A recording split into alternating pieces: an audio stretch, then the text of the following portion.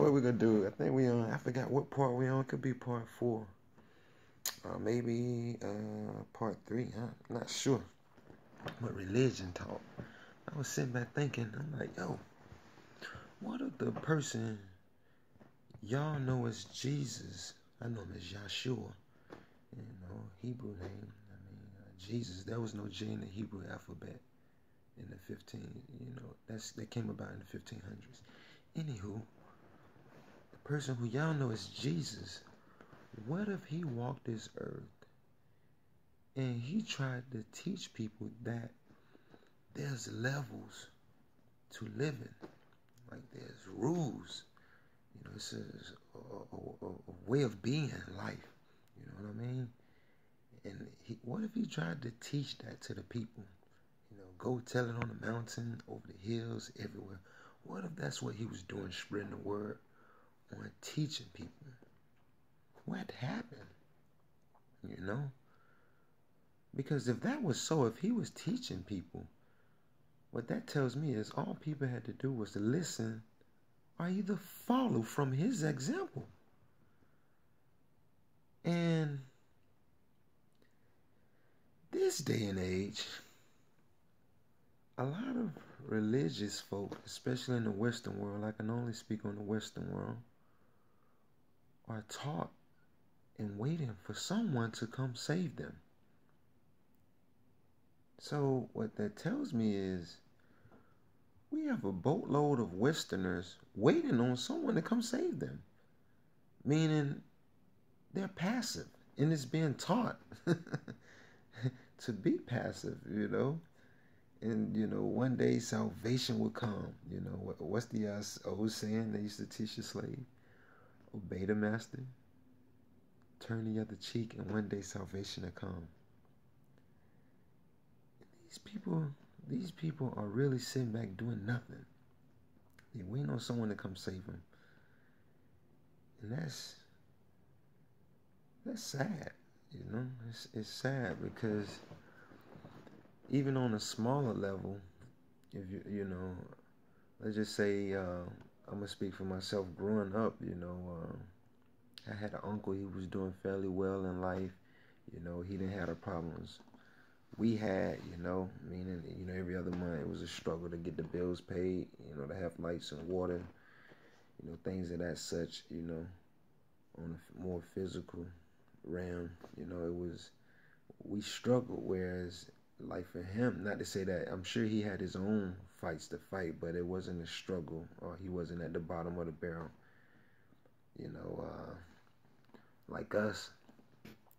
And anytime he would come around, it was like a savior because, he would always have money to give, and, he was always in a better place. And it's like, yes, like when this guy come around, it was like a form of hope, considering where we were. And I think a lot of families are like that, and a lot of children are like that. Even with myself right now, I'm in a place right now where it's, I'm in a good place,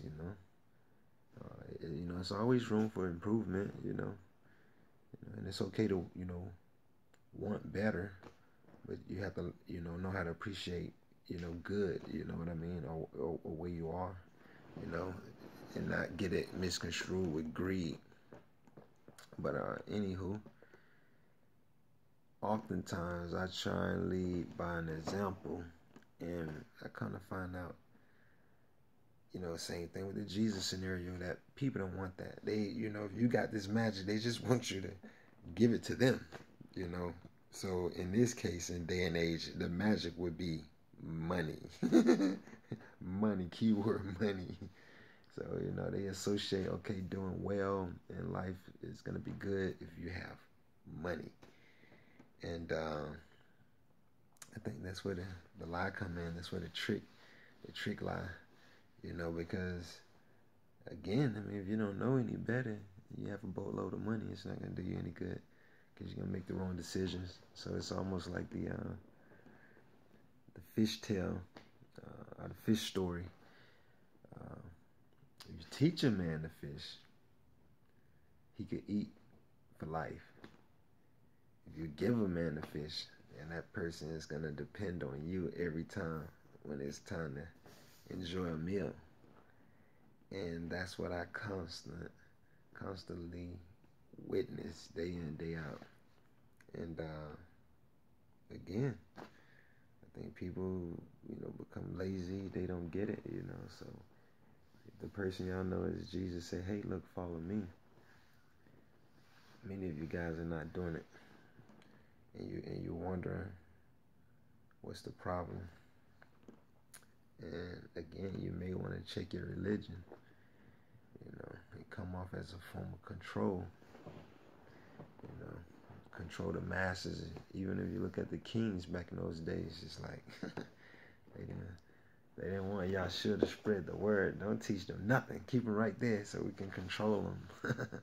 It's like it kind of goes back to the whole freedom of choice. That's the best gift. I heard this Jehovah's Witness say, that's the best gift God gave, freedom of choice. So you mean to tell me you get to choose as the individual on which side of the fence you like to be on? And many are making their bed, but they don't want to sleep. So I just wanted to highlight that and keep it brief, man. But again, man, be careful with religion. Pay attention. If you got somebody in your community, someone in your family, that could lead the way and help you get off to a better start, then your best bet is to listen. Follow directions, pay attention. That way you don't make the decision many have made to be passive and not to do, not do anything. Sit back and someday someone is gonna come save me. Someday somebody's gonna come, get me out of this doggone rut. Give me a handout. When in actuality, you could use application. But yeah, man, I'm not gonna keep you guys too long. But like I say, there's a little religion talk, little scenarios, examples, things to think about. So yeah, make better decisions. Pay attention, man.